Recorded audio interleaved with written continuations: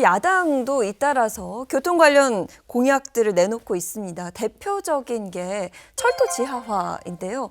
좀 낙후된 구도심을 중점으로 철도를 지하하고 개발하겠다. 이런 내용이 담겨 있습니다.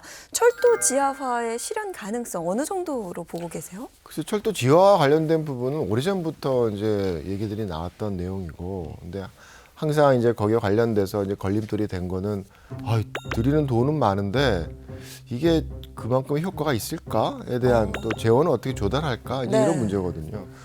정부에서 얘기하는 얘기를 들어보면 그걸 지하에서 지상 공간을 뭐 개발을 해서 그 개발 이익을 지하하는 어떤 비용으로 쓰겠다라는 그런 그림을 제시하고 있는데, 사실 철도는 굉장히 선형의 좁은 공간이라서 그거를 철도 자체를 지하화하는데 굉장히 비용이 많이 들어요. 왜냐하면 도로 같은 거는 구배가 좀 급해도 상관이 없는데 철도는 내려가는 구배가 굉장히 완만해야 되거든요. 그래서 지상역에서 시작해서 지하로 내려가기 위해서 굉장히 완만하게 내려가서 조금 내려가면 다시 또 올라와야 되는 구도가 있고 뭐 이런 상황들이 발생을 하기 때문에 건설에 있어서 비용에 대한 부분이 엄청나게 들 수도 있는 거죠. 그래서 지상 공간을 활용을 하고 또 그 주변의 역세권에 대한 부분을 복합 개발을 해서 비용을 충당하겠다라는 게, 사실은 땅값 자체가 비싼 지역이 아니면은 그런 비용을 뭐 민간 자본을 투여를 해서 조달하기가 만만치는 않을 겁니다. 그런 면에서 정부에서 재정을 통해서 정말 해야겠다라는 어떤 국가 사업으로 진행한다 그러면 가능하겠지만,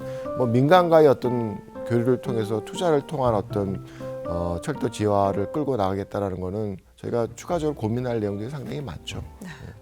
다음으로 이제 메가시티에 관련된 질문을 드리겠습니다. 메가시티 하면 이제 서울권에서 메가시티 만들어야 된다, 아니면 저기 부울경에서 메가시티 만들어야 된다, 이런 논란들이 한창인데 일단 메가시티가 뭔지부터 좀 말씀을 해주시죠.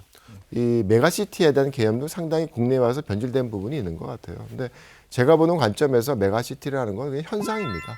전략이 아니라, 그러니까 메가시티라는 거는 여러 나라에서 어떤 1,000만 이상의 어떻게 보면 그 국가를 대표하는 대도시들의 어떤 집합적인 뭐 명칭이라고 얘기할 수가 있겠죠. 그래서 혹자는 그게 뭐 1,000만 이상의 인구 규모를 갖고 있는 도시를 메가시티라고 이제 얘기한다라고 이제 얘기를 하는데, 뭐 1,000만일 필요도 없는 거고요. 또 한 가지는 1,000만이라는 게 행정구역이 아니라 실제로 서울시의 인구가 1,000만이 안 되는데, 그러면 서울시가 메가시티가 아니냐라고 물으면 저는 메가시티죠. 왜냐하면 서울시 때문에 메가시티가 되는 게 아니라, 서울시라는 거는 서울 대도시권이라는 메가시티의 중심 도시이고, 그 중심 도시 주변에는 경기도로 파급되어 나간 거의 한 1,000만이 넘는 그런 추가적인 개발과 주거 지역들, 뭐 고용 시설들이 있기 때문에 그 2,000만 이상을 포괄하는 그런 권역이 메가시티인 거죠.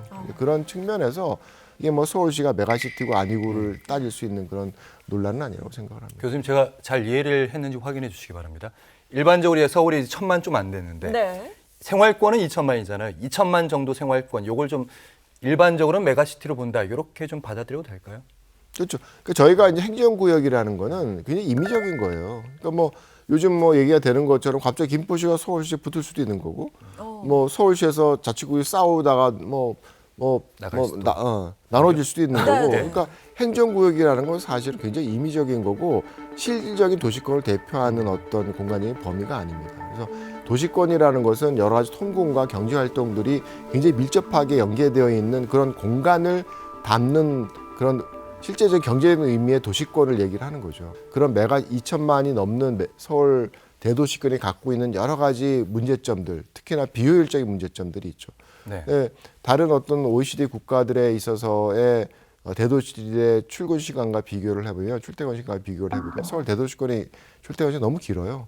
합쳐서 뭐 2시간이 넘는다 그러니까 뭐 경제적으로도 사회적인 비용이 엄청나게 발생하는 그런 대도시권이기 때문에 이 부분을 어떻게 좀 더 앞으로도 서울 대도시권의 국제적인 경쟁력을 유지해서 갈 거냐에 대해서 굉장히 고민이 많이 필요한 거고, 그 부분을 어떻게 해결할 거냐, 이 부분은 인구 축소기를 앞둔 시점에서 굉장히 중요한 화두고 해결해야 될 문제점이라고 생각을 합니다.